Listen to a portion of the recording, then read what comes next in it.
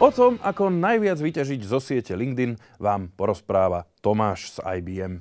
Z používateľského pohľadu LinkedIn slúži hlavne na odprezentovanie vašej kariéry. Teda aktivita na LinkedIne by mala byť v určitých profesionálnych medziach. Napríklad foto s vašim domácim miláčikom. Na Facebooku by určite zožal veľmi veľký úspech, ale na LinkedIne vám k odprezentovaniu vašej kariéry moc nepomôže. Skôr naopak.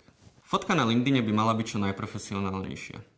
Čo sa týka cover foto, tu môžete popustiť úzdu svojej fantázii. Môže to byť niečo, čo vás vystihuje, alebo napríklad motto, ktorým sa v živote riadite. Ak chcete zvýšiť svoje šance na LinkedIne, je dôležité mať správne vyplnený profil, tak aby zaujal. Je to niečo ako váš aktuálny online životopis. Naše prvé odporúčanie je úprava URL linku, čo dodáva profesionálny look. Dôležité sú aj kontaktné informácie. Určite odporúčame dať si na LinkedIn vašu mailovú adresu.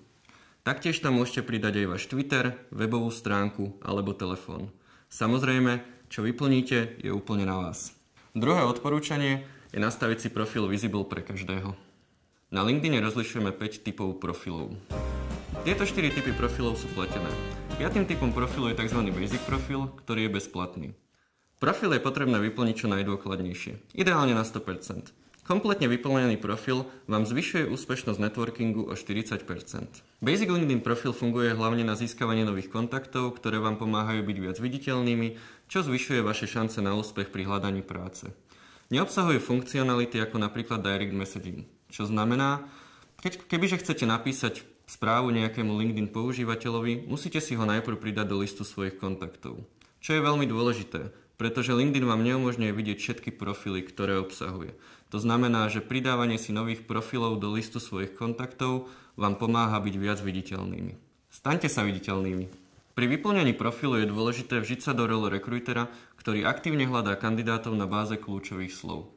Vyzerá to asi tak, že rekruter zadá kľúčové slová, ktoré obsahuje daná pozícia, ktorú obsadzuje, a profily kandidátov, ktoré tieto kľúčové slova obsahujú, sa mu zobrazia ako výsledok. Preto je veľmi dôležité zvažovať, aké slova váš profil obsahuje. LinkedIn profil odporúčam vyplniť v anglickom jazyku, keďže je to sociálna sieť, ktorá sa používa vo viac ako 200 krajinách sveta.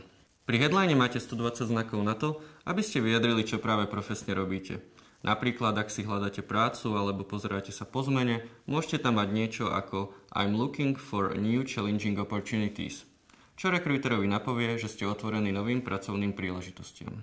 Summary je vlastne zhrnutie vašich skúseností a vášho profilu. Nemalo by byť príliš dlhé, ale malo by obsahovať vaše hlavné prednosti a skúsenosti, ktoré ste doteraz nadobudli.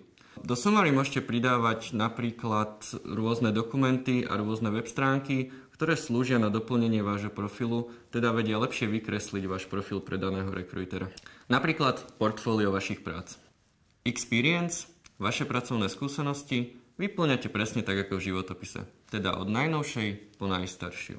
Pri opise pracovných pozícií je veľmi dôležité napísať aj, čo ste konkrétne na danej pozícii vykonávali. Odporúčam tu štrukturovaný životopis, ktorý je krátky a výstižný. Dôležité je uvádzať vždy mesiac a rok, ktorý ste na danej pozícii strávili. Prečo? Ak by ste v životopise uviedli, že ste na danej pozícii od roku 2014 do roku 2015, rekruter nevie posúdiť, či ste tam 2 mesiace, teda od decembra 2014 po január 2015, alebo či ste tam 2 roky, teda od januára 2014 až po december 2015. Specialties sú vaše skily a zručnosti, ako napríklad jazyky, počítačové znalosti a podobne. Pri vyplňaní specialties, teda vašich skillov a zručností, je veľmi dôležité rozmýšľať práve nad tými kľúčovými slovami, ktoré môže rekruter hľadať, keď obsadzuje pozíciu. Keď máte vaše skily a zručnosti vyplnené, ostatní používatelia na LinkedIne vám ich môžu potvrdiť, tzv. Endorsovať. Ďalšia forma endorsementu môže byť napríklad odporúčanie od iného používateľa na LinkedIne.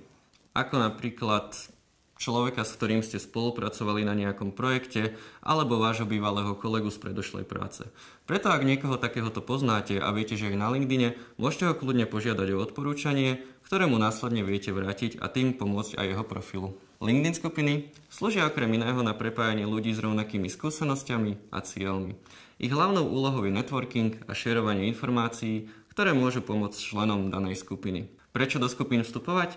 Zvýši to možnosť dostať sa k tým správnym ľuďom alebo informáciám, ktoré vám môžu pomôcť vo vašej kariére. Preto nie je dôležité vyberať si úplne každú skupinu a vstúpiť do nej, ale nájsť naozaj len tie relevantné, ktoré vám neskôr môžu pomôcť.